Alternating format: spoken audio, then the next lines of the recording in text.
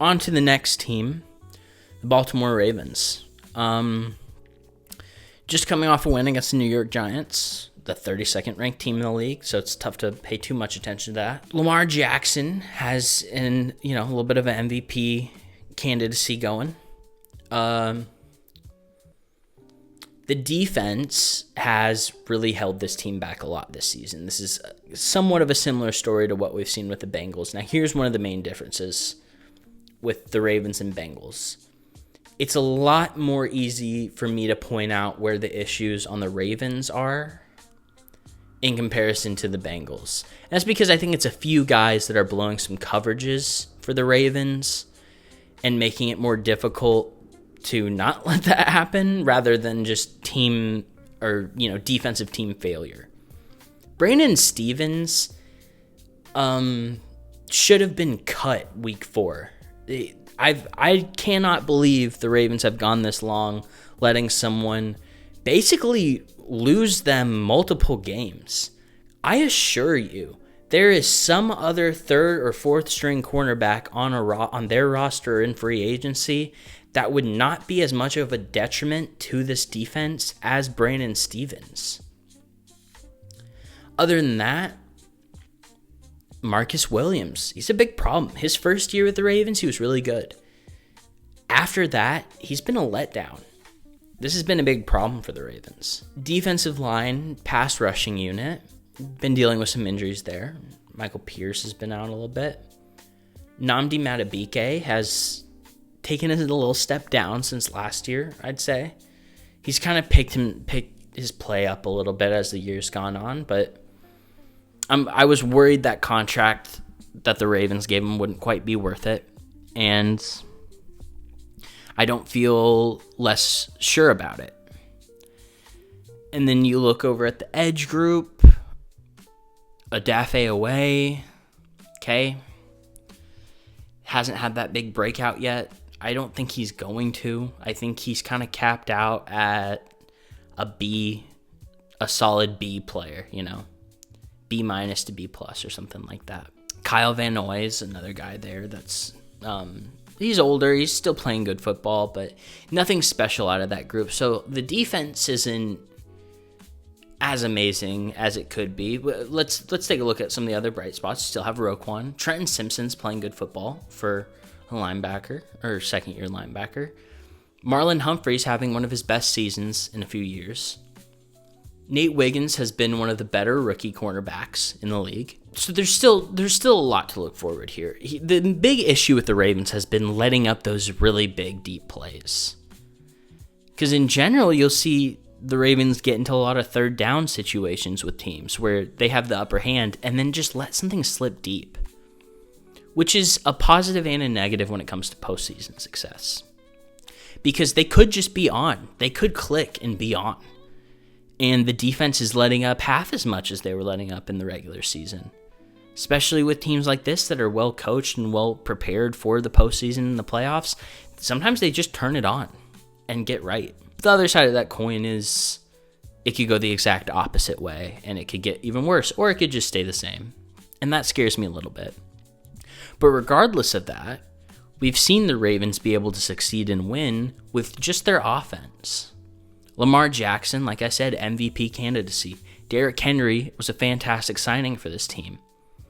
Zay Flowers is breaking out as a true wide receiver 1. Mark Andrews, despite starting the year off weak and not getting involved, has kind of gotten back to regular form. He looks like Mark Andrews again. And Isaiah Likely, when he's healthy, he's a really solid number 2. This offensive line, it's young.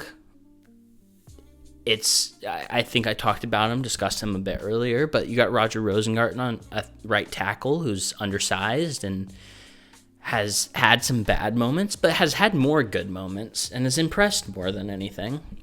Daniel Falele, inconsistent, big guy. Tyler Linderbaum, one of the better centers in the entire league.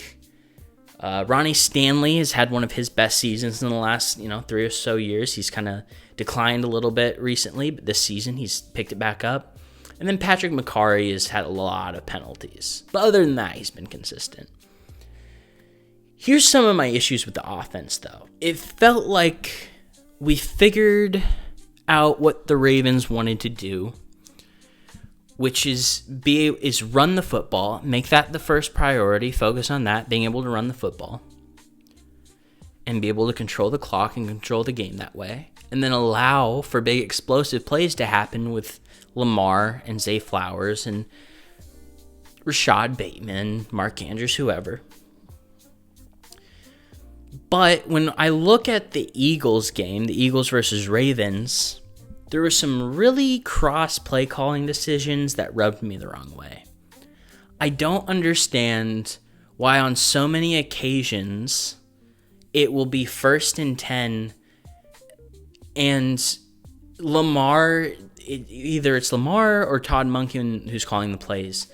It's 1st and 10. There's plenty of time left in the game. Maybe we're playing down. And 1st and 10, just going to sling it down the field 50 yards for an incompletion. And then 2nd and 10, sling it down the field 30 yards for an incompletion. As if there's 5 seconds left in the game and we have to score or nothing. I don't get it. I don't understand that. That's one of the things that's concerning me most about the Ravens offense going into the postseason, is they're going to fall behind and then forget what makes them good. And I'll use that Eagles-Ravens game as an example again. The Eagles-Ravens game, there was a point where it was about 10 minutes left. The Ravens were down by like 9-ish minutes, or were down by 9 points.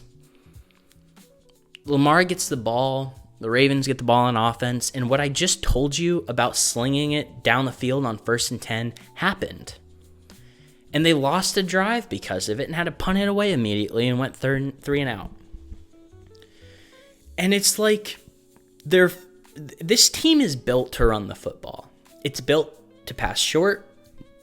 It's built to get rack yards with Zay Flowers and Rashad Bateman. It's built to allow for Lamar Jackson to roll out and make plays with his legs. It's built for him to roll out and make plays while rolling out, passing down the field. And sometimes this team forgets what it's good at. And this is the same thing that happened against the Chiefs last year in the AFC Championship. Refusing to run the ball against a not-so-great run defense when you are the best run offense in the league. So I know there's going to be issues that people have with me putting the Ravens here and putting them over the Steelers and everything I said about the Steelers. Here's the difference. Here's why I'm putting the Ravens in this tier after they both lost to the Eagles with pretty similar scores off the top of my head. I don't see the Steelers having that same ability to win the game that they had against the Eagles. To me, it was another one of those situations where they ran out of gas. With the Ravens, it just felt like they were pushing the wrong buttons. But they had the buttons to push. They could have pushed the correct buttons. So as good as Todd Monken's been this year, a lot of strange questions with his play calling. And you can mark some of it up to Lamar. I'm not going to, get upset at that. I don't think it all is, but a lot of weird decisions. And then here's the other thing I want to say about the Ravens really quick before we move on. I was so upset by the Deontay Johnson trade when it happened because I saw no room for him to play on this team. You had Zay Flowers going. You had Rashad Bateman going. You have Nelson Aguilar as the third at receiver. You have Derrick Henry and Lamar Jackson. Lamar Jackson can throw it, and he can run it quite a bit. He only throws it about 20-25 times a game anyways. And you're handing the ball off to Derrick Henry and Justice Hill quite a bit. Mark Andrews, Isaiah Likely also here. I saw absolutely no room for Deontay Johnson to fit on this offense, and I saw multiple issues on the defense. I did not understand that, and now they've had to suspend Deontay Johnson for refusing to play, and he refused to play because he wasn't getting enough snaps, and it hasn't been working out because they can't find a role for him, and it's a total mess, and I just didn't understand that one bit. So that's my feelings on that. That was a complete waste of a trade.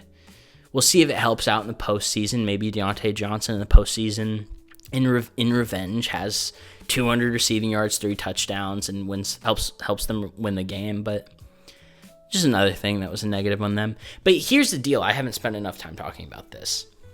The Ravens have the potential and the ability, like I mentioned, they have those buttons, have the potential and ability to be the most prolific, best offense in the league right now. Because they've shown on multiple occasions, if it needs to be running Derrick Henry down your throat and read option with Lamar and bubble screens to Zay, they can do that. But if they get in a situation, they've also shown this, where Lamar can play drop back quarterback, can play Tom Brady type of quarterback, can run around and extend plays and throw it deep down the field and win that way and put up points on the board quick. They're so good at managing the clock and so good at just managing the entire flow of the game. So that's why I think the Ravens should still be in this tier and are, as I see them, as good as they are. They have the ability to. I'd like to see them implement it more. I hope they learn from their mistakes over the last few postseasons.